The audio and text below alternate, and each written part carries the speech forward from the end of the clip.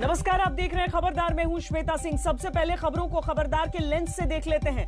महाराष्ट्र की राजनीति में आज तूफानी हवाएं चलती रहीं। वसूली कांड के कारण अनिल देशमुख विदा हो गए। उन्होंने इस्तीफा दे दिया और इस इस्तीफे ने महाराष्ट्र में वसूली कांड पर भड़की राजनीतिक आग में घी का काम किया है। मुंबई के पूर्व कमिश्नर परमवीर सिंह ने एक चिट्ठी लिखकर अनिल देशमुख पर 100 करोड़ रुपए की वसूली करवाने का आरोप लगाया था।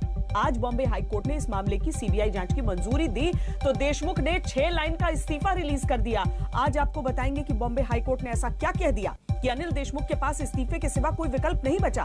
इसके बाद नक्सलियों को दर्द देने वाला प्रोग्राम 11 की बात करेंगे। छत्तीसगढ़ में नक्सली हमले में 22 जवानों के शहीद होने के बाद हवाओं में आक्रोश है, क्रोध से भरा सन्नाटा है और सवाल है, ये बलिदान व्यर्थ नहीं जाएगा। सिस्टम का प्रण है कि एक्शन में देर नहीं, नक्सलियों की खैर नहीं। आज नक्सलियों के उस यू शेप षड्यंत्र को डिकोड करेंगे जिसकी वजह से देश के 22 वीर जवान वीर गति को प्राप्त हो गए। क्या ऑपरेशन की जानकारी लीक होकर नक्सलियों को मिल गई थी? यह बड़ा सवाल है। नक्सलियों का क्षेत्र सिमट रहा है, इसीलिए वो ऐसे हमले कर रहे हैं। सिमटते नक्सलियों की छटपटाहट का इलाज यह है कि प्रतिघात होगा, पलटवार होगा, प्रतिशोध होगा। इस खबर का गहरा विश्लेषण करेंगे।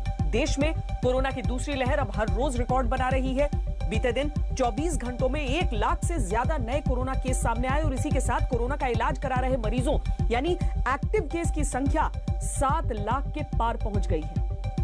यह आंकड़ा 1 महीने पहले के आंकड़ों के मुकाबले 4 गुना से भी ज्यादा है। 8 अप्रैल को प्रधानमंत्री तमाम मुख्यमंत्रियों के साथ मीटिंग करेंगे। उधर बॉलीवुड में भी कोरोना की लहर चल रही है। अक्षय कुमार, भूमि पेडनेकर, विकी कौशल, गोविंदा सहित कई फिल्म स्टार्स इस समय कोरोना संक्रमित हैं। अक्षय कुमार की आने वाली फिल्म राम सेतु के 45 जूनियर आर्टिस्ट भी कोरोना पॉजिटिव पाए गए हैं। सुपरफास्ट संक्रमण का एक उदाहरण हिमाचल प्रदेश में भी मिला है। चंबा में एक बोर्डिंग स्कूल में बच्चों और टीचिंग स्टाफ सहित कुल 158 लोग कोरोना पॉजिटिव पाए गए। शुरुआत लेकिन हम महाराष्ट्र से करेंगे, जहां की वसूली कांड में आज नया मोड़ आया। अनिल देशमुख ने दोपहर को गृह मंत्री पद छोड़ दिया।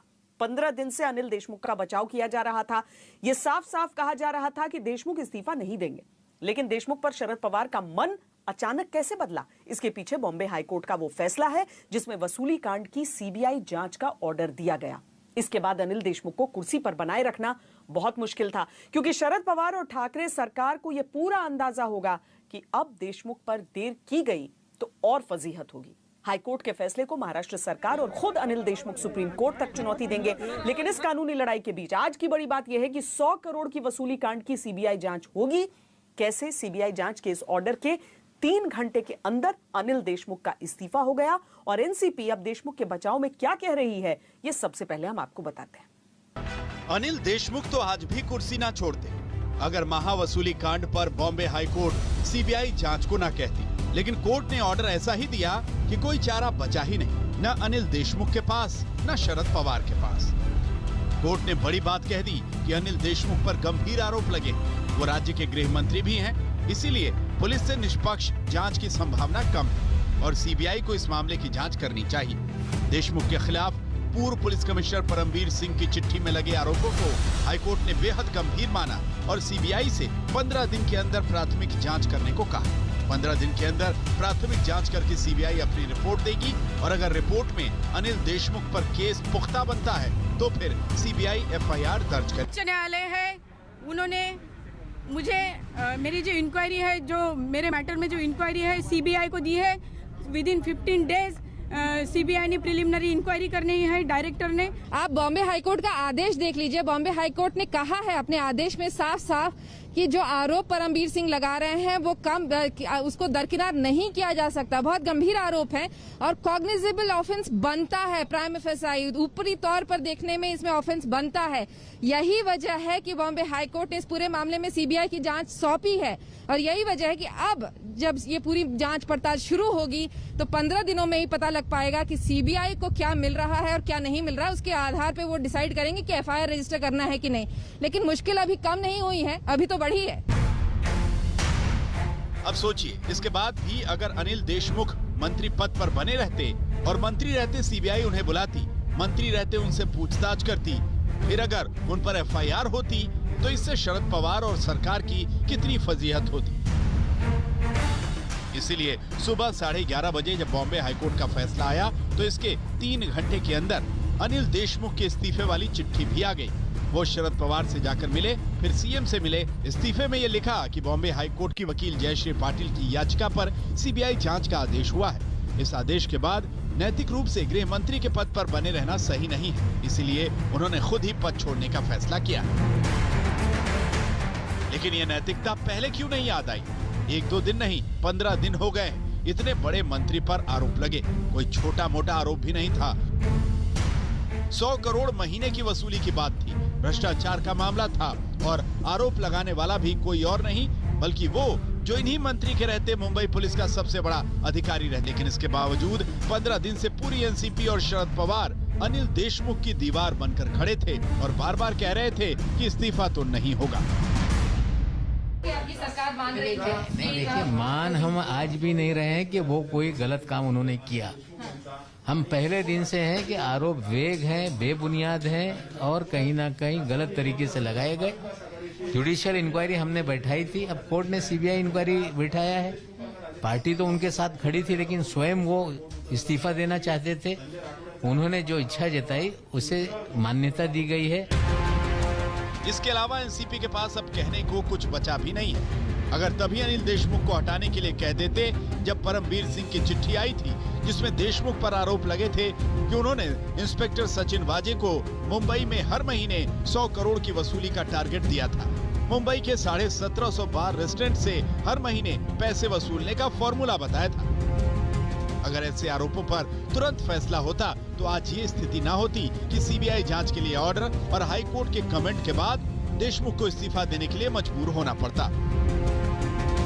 या सीधे तौर से ये कहें कि अनिल देशमुख से इस्तीफा लेने के लिए शरद पवार मजबूर हो गए, क्योंकि ये सबको पता है कि देशमुख पर फैसला तो शरद पवार को ही करना था। विद्या, कमलेश सुतार और साहिल जोशी के साथ आज तक ब्यूरो। आपको याद होगा अनिल देशमुख के बचाव में शरद पवार 10 तरह की बातें कर रहे थे। ये कहा गया था कि ये तो सिर्फ आरोप है, कोई सबूत नहीं। अगर कोई वसूली की गई तो आरोप लगाने वाले बताएं कि रकम कहाँ है। ये कहा गया कि फरवरी में ऐसी कोई मीटिंग ही नहीं हुई जिसमें सचिन वाजे को कथित तौर पर अनिल देशमुख ने वसूली का टारगेट दिया था, क्योंकि फरवरी में देशमुख को कोरोना हो गया था। वो अस्पताल में थे और फिर होम क्वारंटीन में थे। ये भी कहा गया कि एंटीलिया और सचिन वाजे के मामले में तो खुद परमवीर सिंह जांच के घेरे में है। उन्हें मुंबई पुलिस कमिश्नर पद से हटाया गया, इसीलिए परमवीर सिंह ऐसे आरोप लगा रहे हैं। और अगर परमवीर सिंह को ये बात पता थी कि पुलिस वालों को मंत्री वसूली का टारगेट दे रहे हैं तो ये बात उन्होंने पहले क्यों नहीं बताई? ट्रांसफर के बाद उनका मुंह क्यों खुला? शरद पवार एनसीपी की तरफ से यही कहा जा रहा था कि परमवीर सिंह के आरोपों की जांच होगी, लेकिन देशमुख को इस्तीफा देने की आवश्यकता नहीं है। इस मामले में शिवसेना इसलिए किनारे थी कि देशमुख पर फैसला तो शरद पवार को करना है, क्योंकि वो एनसीपी के कोटे के मंत्री थे। लेकिन इससे इन 15 दिन में ठाकरे सरकार की बड़ी फजीहत हो गई और अब देशमुख के इस्तीफे के बाद तो ठाकरे सरकार पर और दबाव बढ़ गया है, क्योंकि बीजेपी ने उद्धव ठाकरे पर हमले और तेज कर दिए। इस मामले में पहले दिन से बीजेपी सीधे उद्धव ठाकरे को घेर रही है। अब तो बीजेपी के पास पूरा मौका है। ये अनिल देशमुख का इस्तीफा है। इसमें क्या कहा गया है? मैं नैतिक आधार पर इस्तीफा दे रहा हूं। ये बड़े शब्द बड़े रोचक लगे मुझे। मुख्यमंत्री जी, आपकी कोई नैतिकता है कि नहीं? इस सवाल का सीधा मतलब यही है कि बीजेपी ने उद्धव ठाकरे से इस्तीफा मांग लिया है, क्योंकि जो नैतिकता अचानक अनिल देशमुख को याद आई और उन्होंने कुर्सी छोड़ी, बीजेपी वही नैतिकता उद्धव ठाकरे को याद दिलाने लगी। मैं नैतिकता के मानों को थोड़ा ऊपर बढ़ा रहा हूं। जिस मुख्यमंत्री के अगुवाई में इतनी बड़ी बड़ी घटनाएं हो रही हैं, उनका कोई नैतिक दायित्व बनता है कि नहीं? माननीय मुख्यमंत्री उद्धव ठाकरे जी, मैं बहुत विनम्रता से कहूंगा कि शासन करने के नैतिक अधिकार से अब आप वंचित हो गए हैं। जिस तरह से आपकी सरकार चली है या उद्धव ठाकरे पर इन सीधे हमलों के लिए बीजेपी के पास मौका भी है और पूरा बारूद भी, क्योंकि मुख्यमंत्री ठाकरे एक नहीं कई मोर्चों पर एक साथ फंस गए हैं। एक तरफ एंटीलिया केस है, सचिन वाजे का मामला है जिसमें एनआईए जांच कर रही है। दूसरी तरफ 100 करोड़ के वसूली का मामला है जिसमें बॉम्बे हाई कोर्ट के ऑर्डर पर अब सीबीआई जांच करेगी। इसमें 15 दिन से नाना करते जब अनिल देशमुख से इस्तीफा लेना पड़ा तो बीजेपी की सियासी तोप में उद्धव ठाकरे पर निशाने के लिए बारूद और बढ़ गया। दिल्ली से मुंबई तक सीधे ठाकरे पर तीखे हमले हुए। गृह मंत्री का ये इस्तीफा बहुत पहले आना चाहिए था। पुलिस फोर्स को प्राइवेट आर्मी की तरह वसूली के लिए अगर इस्तेमाल किया जाए तो इससे दूसरा कोई अलग उसमें से निष्कर्ष नहीं आ सकता है।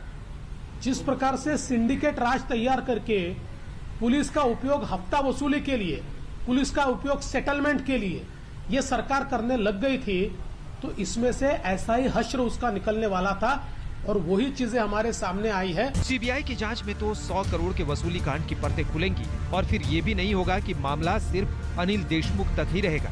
बीजेपी को लगता है कि इसकी कड़ियां और आगे तक है। एक तो परमबीर सिंह की चिट्ठी है जिसमें अनिल देशमुख पर यह आरोप लगे कि उन्होंने मुंबई में 100 करोड़ रुपए महीने वसूलने का टारगेट दिया था। दूसरा, पूर्व कमिश्नर इंटेलिजेंस रश्मि शुक्ला की वो सीक्रेट रिपोर्ट है जिसमें नेताओं के इशारे पर ट्रांसफर पोस्टिंग में पैसों के लेन देन के दावे किए गए। आजाद भारत के इतिहास में आज तक नहीं हुआ है कि पुलिस कमिश्नर गृह मंत्री पर आरोप लगा रहा है कि गृह मंत्री एक क्वेश्चनेबल कंडक्ट के एएसआई सचिन वाजे को कह रहे हैं कि तुम 100 करोड़ रुपए का इंतजाम करो। ये अनिल देशमुख से ने जो उगाही की मांग की तो वो सिर्फ अपने लिए कर रहे थे या अपनी पार्टी के लिए कर रहे थे या पूरी सरकार के लिए कर रहे थे? Surely there may be a lot of linkages, बहुत से अधिक सेतु निकलेंगे इससे और हम चाहते हैं कि इस पूरे मामले के सभी सेतुओं की जांच होनी चाहिए। अब अनिल देशमुख से इस्तीफा तो ले लिया गया, लेकिन देशमुख के मामले से ठाकरे सरकार का पीछा आसानी से छूटेगा नहीं। सीबीआई जांच के बाद बीजेपी नए खुलासे की उम्मीद लगाए बैठी है और इस बात से सीधे उद्धव ठाकरे को घेर रही है कि उनकी नाक के नीचे महाराष्ट्र में इतने बड़े मामले हो रहे हैं, लेकिन मुख्यमंत्री इन मामलों पर चुप है। अनिल देशमुख के इस्तीफे को लेकर एनसीपी पर काफी राजनीतिक दबाव था, लेकिन जो काम राजनीतिक दबाव नहीं कर पाया वो बॉम्बे हाई कोर्ट के फैसले ने 3 घंटे में कर दिया। अनिल देशमुख गए और दिलीप वलसे पाटिल आए। इससे सरकार अब गृह विभाग की छवि सुधारने की कोशिश करेगी, लेकिन क्या इससे ये मिलीजुली सरकार पर सियासी खतरे का संकट मंडरा रहा है? ये कहना तो थोड़ी जल्दबाजी होगी, लेकिन सीबीआई की एंट्री ने सरकार की मुश्किलें जरूर बढ़ा दी है। कमलेश सुतार के साथ साहिल जोशी, मुंबई आज तक। एक तरफ महाराष्ट्र में वसूली कांड पर राजनीति हो रही है, दूसरी तरफ 5 राज्यों में विधानसभा चुनाव हो रहे हैं। 5 राज्यों के लिए कल का दिन बहुत अहम है। कल तमिलनाडु की सभी 234 सीटों पर वोट डाले जाएंगे। केरल की 140 सीटें हैं, उन सब पर वोट डाले जाएंगे। पुडुचेरी की भी 30 सीटों पर कल ही मतदान होगा। पश्चिम बंगाल में तीसरे चरण की वोटिंग होगी, यानी 8 चरण की जो वोटिंग होनी है उसमें से तीसरा चरण, जिसमें 31 सीटों पर वोट डाले जाएंगे। जबकि असम में अंतिम चरण की 40 सीटों पर मतदान होगा। हालांकि सबकी नजर बंगाल पर है, क्योंकि कल टीएमसी के गढ़ माने जाने वाले 3 जिले दक्षिण 24 परगना, हावड़ा और हुगली में वोट डाले जाने हैं। दक्षिण 24 परगना में 16, हावड़ा में 7, हुगली में 8 सीटों पर मतदान होगा। आपको हम ये भी बता दें कि 2016 के विधानसभा चुनावों में तीनों जिलों की 31 सीटों में टीएमसी ने 29 सीटों पर जीत दर्ज की थी। दक्षिण 24 परगना में 16 में से 15 सीट, हावड़ा में 7 में से 6 और हुगली में 8 में से 8, इन सभी सीटों पर टीएमसी ने जीत हासिल की थी। टीएमसी को यहां बड़ा स्कोर बनाना होगा, तभी वो इस कड़े मुकाबले में अपनी लीड रख पाएगी। अब एक और बड़ी खबर, राफेल डील पर एक बार फिर राजनीतिक हंगामा खड़ा हो गया है। फ्रांसीसी पब्लिकेशन मीडिया पोर्ट के अनुसार दसॉ एविएशन ने राफेल डील के लिए 10 लाख यूरो गिफ्ट के नाम पर दिए थे। इस रिपोर्ट के बाद कांग्रेस ने घोटालों का आरोप लगाकर सरकार पर निशाना साधा है, लेकिन कांग्रेस के हमले को सरकार ने यह कहकर खारिज किया है कि राफेल डील को सुप्रीम कोर्ट और सीएजी दोनों की क्लीन चिट मिल चुकी है। भारत में राफेल का पहला स्क्वाड्रन पूरा होने में बस चंद रोज बाकी है, लेकिन राफेल डील को लेकर विवादों का नया पिटारा खुल गया है। फ्रांसीसी पब्लिकेशन मीडिया पार्ट का दावा है कि राफेल बनाने वाली कंपनी दसॉ एविएशन ने डील के लिए एक भारतीय फर्म को गिफ्ट के नाम पर कम से कम 10 लाख यूरो दिए।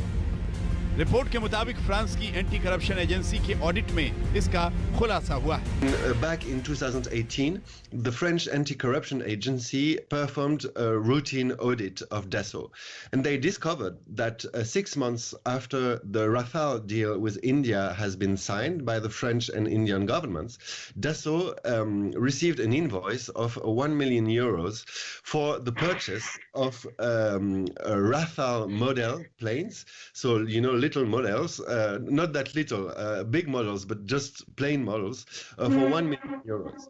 And the problem is that they wrote that in the accounting as a gift to... media part के मुताबिक गिफ्ट के नाम पर रकम ट्रांसफर पकड़े जाने पर दसॉ ने सफाई में कहा था कि पैसे को राफेल के मॉडल बनाने में खर्च किया गया, हालांकि राफेल के ऐसे मॉडल बने ही नहीं। रिपोर्ट दावा करती है कि जिस ऑडिट में गड़बड़ी पकड़ी गई उसे 2018 में कराया गया, लेकिन फ्रांस के नेताओं और जस्टिस सिस्टम की मिली भगत के चलते कोई कार्रवाई नहीं हुई। तो इधर 2018 ही वो साल था जब भारत में राफेल डील पर सबसे ज्यादा राजनीति गरमाई थी।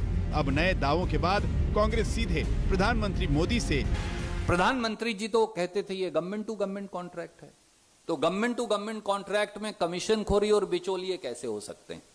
और भारत में स्टेटेड पॉलिसी है no middleman, no commission in defence deals, और अगर कोई ऐसा करेगा तो उस पर कार्रवाई होगी, कंपनी का कॉन्ट्रैक्ट कैंसिल होगा, कंपनी ब्लैकलिस्ट होगी, कंपनी पर एफआईआर दर्ज होगी। यह इस देश का कानून है। हम केवल यह पूछ रहे हैं, क्या इस देश का कानून इस देश की सरकार पर लागू होता है या इस देश के सरकार और प्रधानमंत्री कानून और संविधान से ऊपर उठते? वैसे दसॉ एविएशन से जिस भारतीय फर्म को गिफ्ट के तौर पर 10 लाख यूरो ट्रांसफर होने का दावा है, उसका नाम है डेप्सिस सॉल्यूशंस। गुरुग्राम की डेप्सिस सॉल्यूशंस वही कंपनी है जिसके पूर्व director Sushen Gupta Agusta Westland VVIP helicopter deal में गिरफ्तार हुए थे। सुशेन अभी जमानत पर हैं। राफेल डील में घोटाले के नए आरोपों पर सरकार का सबसे बड़ा बचाव यही है। साथ ही सरकार ने मीडिया पार्ट की रिपोर्ट को फ्रांस में बिजनेस की होड़ का नतीजा होने का दावा किया। कांग्रेस पार्टी फिर राफेल की बात कर रही है। सुप्रीम कोर्ट में तो हार गए, सीएजी ने भी फिर उसको रिजेक्ट कर दिया। मैं कांग्रेस पार्टी से कहूंगा, कृपया करके भारत की सुरक्षा बलों के मनोबल को कमजोर न करें। भारत सरकार घोटाले के आरोपों से इनकार कर रही है। हालांकि मीडिया पार्ट का दावा है कि राफेल डील पर उनके खुलासे की अगली किश्तें भी आएंगी। हिमांशु मिश्रा और आनंद पटेल के साथ अंकित कुमार, दिल्ली आज तक। और इस समय की एक बड़ी खबर आपको दे दें कि बिहार समेत कई राज्यों से भूकंप की खबरें सामने आ रही हैं, यानी इन राज्यों में भूकंप के झटके महसूस किए गए हैं। बिहार, बंगाल, इन दोनों राज्यों के कई क्षेत्रों में भूकंप के झटके महसूस किए गए हैं। हम आपको यह भी बता दें कि जो हमारे सामने जानकारी है उसके अनुसार सिक्किम भूटान बॉर्डर पर ये भूकंप रहा है। जमीन के नीचे 10 किलोमीटर इसका एपिसेंटर बताया जा रहा है और 5.4 रिक्टर स्केल पर इसे मापा गया है। बिहार के कई इलाकों में इन झटकों को महसूस किया गया है और शुरुआती जानकारी के अनुसार हल्के झटके कहे गए हैं।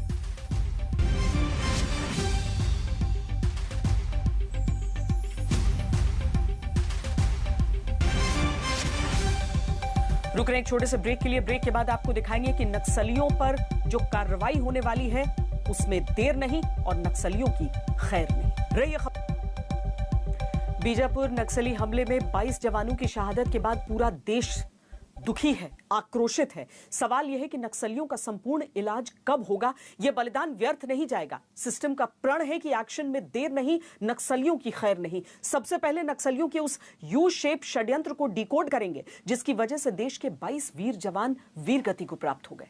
क्या ऑपरेशन की जानकारी लीक होकर नक्सलियों को मिल गई थी? क्या किसी तरह का ट्रैप था? ये सारे सवाल हैं जिनके जवाबों की जरूरत है। ये हमारे ट्रस्टी सर हैं, हमारे बहुत सारे लोग मारे गए आज। मैं अनिल कुमार दुबे, आपका भाई, आपका बेटा, आपका भतीजा, हमारे बहुत सारे दोस्त मारे गए हैं। कुछ बचे हुए हैं जो जा रहे हैं इलाज के लिए।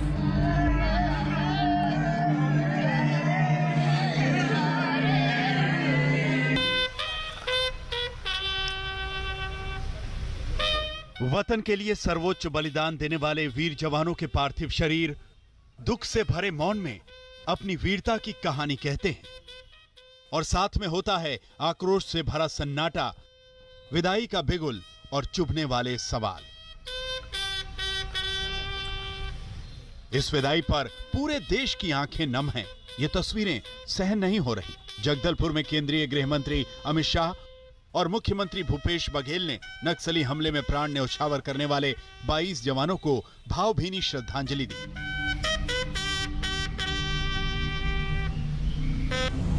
आक्रोशित करने वाली इस घटना के बाद अब देश को इंसाफ चाहिए। एक ऐसा एक्शन चाहिए जो शहीदों के परिवारों का जख्म भरे, ऐसा एक्शन जो जवानों के मनोबल को गगन की ऊंचाइयां दे और संदेश दे कि जवानों के खून का एक भी कतरा व्यर्थ नहीं जाएगा। शहीदों को आखिरी विदाई देने के तुरंत बाद गृह मंत्री अमित शाह और मुख्यमंत्री भूपेश बघेल ने सीआरपीएफ और पुलिस के आला अफसरों के साथ बैठक की। इस समीक्षा बैठक में गृह मंत्री अमित शाह ने 2 टूक शब्दों में कह दिया, जमीन पर एक्शन दिखना चाहिए। निर्देश है कि अब ऑपरेशन प्रहार 3 के तहत नक्सलियों के विनाश का ब्लूप्रिंट बनाकर एक्शन लेंगे। अब ह्यूमन इंटेलिजेंस और टेक्निकल इंटेलिजेंस का इस्तेमाल बढ़ाकर टॉप नक्सली कमांडरों का खात्मा किया जाएगा। लड़ाई की गति किसी भी तरह से कम न हो, ये सुझाव अफसरों की ओर से ही आया, जो बताता है कि हमारे जवानों का मोरल अभी भी इंटैक्ट है और आगे बढ़ा है। और मैं देश को विश्वास दिलाना चाहता हूं कि लड़ाई रुकेगी नहीं और गति के साथ आगे बढ़ेगी और इसको हम अंजाम तक ले जाएंगे। ये लड़ाई में अंत में नक्सलवादियों के खिलाफ हमारी विजय निश्चित है। सरकार एक्शन मोड में है। जवान अपने साथियों के बलिदान का बदला लेना चाहते हैं, लेकिन सवाल यह है कि आखिर कोबरा कमांडो जो नक्सलियों से लड़ने में महारत रखते हैं और छत्तीसगढ़ पुलिस जो इलाके की जमीनी हकीकत को समझती है, उन पर इतना बड़ा हमला कैसे हो गया? जो मुठभेड़ तो कल बैटालियन नंबर क्रमांक 1 के साथ प्रमुख रूप से हुआ है और इसमें हमेशा जो बैटालियन नंबर 1 का उपस्थिति इन क्षेत्र में, तो उसी के सूचना के आधार पर हम गए थे। बहादुर की जो बराबर की लड़ाई हुआ, लेकिन अनफॉर्चुनेटली हमारा जवान इसमें लड़ते लड़ते कई लोगों का नुकसान हुआ। लेकिन हम लोग इस अभियान में एक कॉन्शियस डिसीजन थे, तब तक हम इस क्षेत्र में जाकर जो नक्सल के जो फॉर्मेशन है उनके खिलाफ कार्रवाई नहीं कर रहे थे। फिर हम ये अभियान में आगे नहीं बढ़ पाए थे। इसी लक्ष्य के साथ, इसी प्लानिंग के साथ हम लोग गए थे। लड़ाई भी बहादुरी से लड़ गए थे, लेकिन अनफॉर्चुनेटली हमारा जो नुकसान हुआ।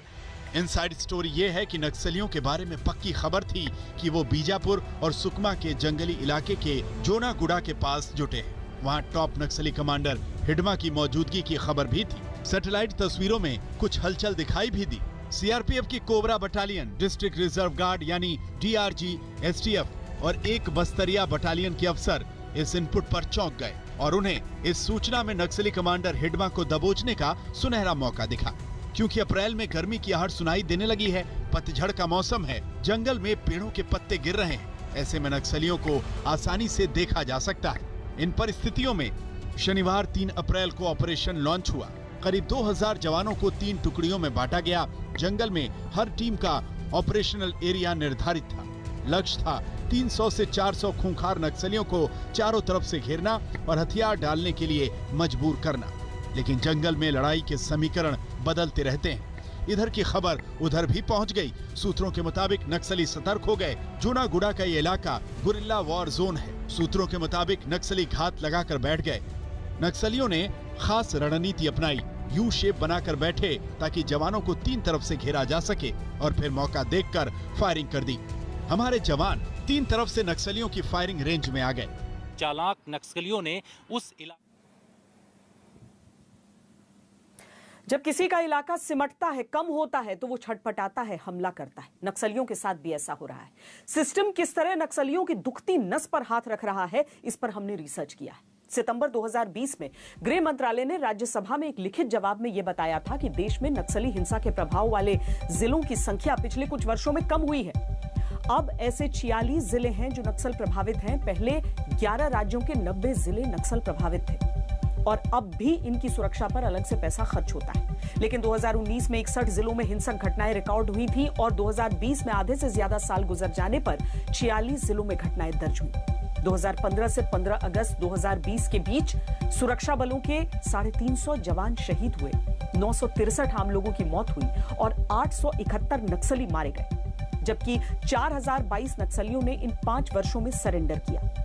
नक्सलवाद के खिलाफ लड़ाई सफलतापूर्वक आगे बढ़ रही है। नक्सलियों का इलाका सिमट रहा है, नक्सली नेता घिरते जा रहे हैं और यही कारण है कि वो अपनी छटपटाहट में ऐसी हरकतें कर रहे हैं। लेकिन हौसला मत हारिए, हमारे सुरक्षा कर्मियों की काबिलियत पर यकीन रखिए। इससे पहले भी जब जब नक्सलियों ने दुस्साहस किया है, हमारे कोबरा कमांडोज ने जबरदस्त पलटवार किया है। इस बार भी प्रतिघात होगा, पलटवार होगा, हिंदुस्तान का प्रतिशोध होगा।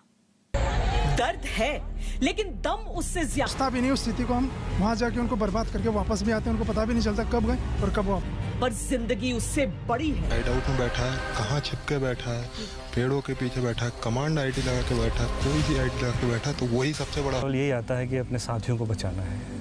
एक बार आगे बढ़ गए तो आपके पास में पीछे पैर रखने का कोई स्कोप नहीं हो। बाधा है पर हौसला आसमानी है। मुठभेड़ होता है, किस तरह कब कहाँ मुठभेड़ कैसे हो जाए कोई पता नहीं होता। जो ना होने वाली स्थिति को भी स्थिति में बदलने वाला कमांडो होता है और ये कोबरा कमांडो। बस्तर के जंगलों में कहीं कोई चूक तो हुई है, वार हुआ है, पर यकीन मानिए पलटवार उससे कहीं ज्यादा घातक। कोबरा कमांडो को किसी भी चीज से डर नहीं लगता। दुश्मन जहाँ है उसके पास जाना है और उसे बर्बाद करना। दर्द भी एक अजीब सी चीज है, जो कमजोर है उसे तोड़ देती है और जो मजबूत है उसकी शक्ति को कई गुना बढ़ा देती है। और ये तो कोबरा है। अपने साथियों को खोने का गम जरूर रहता है, लेकिन उस सम्मान में भी इनका संकल्प और दृढ़ होता जाता है। 10 महीने नौकरी करते हैं, 2 महीने घर में रहते हैं, तो जो साथी इस तरीके से चले जाते हैं और अपने आंखों के सामने देखते हैं, तो इससे ज़्यादा दुख दर्द और कुछ नहीं हो सकता। गुस्सा, जबरदस्त गुस्सा होता है कि उसके बाद हम ठान लेते हैं कि इनका बदला तो लेंगे। कोबरा कमांडो वो है जो कोबरा की तरह विष लेके चलता और अपने दुश्मन में एक ही बार में वार करता, उसको नस्तेनाबूद करता है। अपनों को खोने का दर्द बड़ा होता है, बहुत बड़ा, पर हिंदुस्तान के वीर उस दर्द का इलाज जानते हैं। आज तक जब जब भारत पर किसी ने प्रहार का प्रयास किया है, इन शूरवीरों ने निश्चित ही उसे नष्ट किया है। देश के लिए अगर जान देनी भी पड़े तो हंस के देंगे और उससे पहले हम अपने दुश्मन की जान। नक्सल हमलों की दर्दनाक सुर्खियों में सुरक्षा बलों की मौत एक भयावह आंकड़ा बनकर रह जाती है। कभी घात लगाकर भोजन करते पेट्रोल पार्टियों को घेर कर गोलियों का शिकार बनाना, कभी सुरक्षा कर्मियों के काफिले को बम से उड़ाना, कोबरा कमांडोज ऐसे ही निर्मम नक्सलियों का जवाब है। उसको ये पता है कि जो मुझे टारगेट दिया गया वो सिर्फ मैं ही कर सकता हूँ, और अगर मैं नहीं कर पाऊंगा तो शायद कोई भी नहीं कर पाएगा। This is the biggest strength of a cobra commando. देश की आंतरिक सुरक्षा के सामने बहुत बड़ी चुनौती नक्सलवाद है, और नक्सलवाद को एलिमिनेट करने के लिए ही कोबरा का गठन किया। हालांकि बहुत सी फोर्सेज और भी काम कर रही हैं, बट स्पेशलाइज फोर्स के रूप में सिर्फ कोबरा का गठन किया गया और बहुत हद तक इसने बहुत अच्छा काम भी किया है और वर्तमान में भी बहुत अच्छा काम कर रही है। देश के हर शत्रु के लिए ये साक्षात काल है।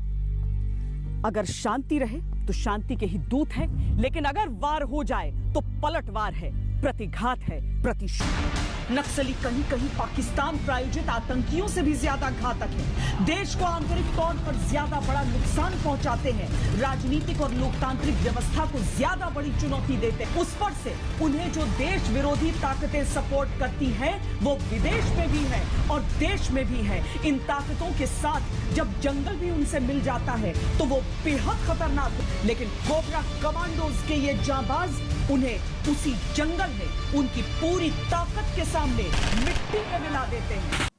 दुर्भाग्यपूर्ण है कि घात लगाकर ऐसे वीरों पर, छुपकर ऐसे वीरों पर हमला किया गया है। अगर आमने सामने का मुकाबला होता तो नक्सलियों की बिसात ही क्या थी। एक छोटे से ब्रेक के लिए रुक रहे हैं, आप रहिए खबरदार।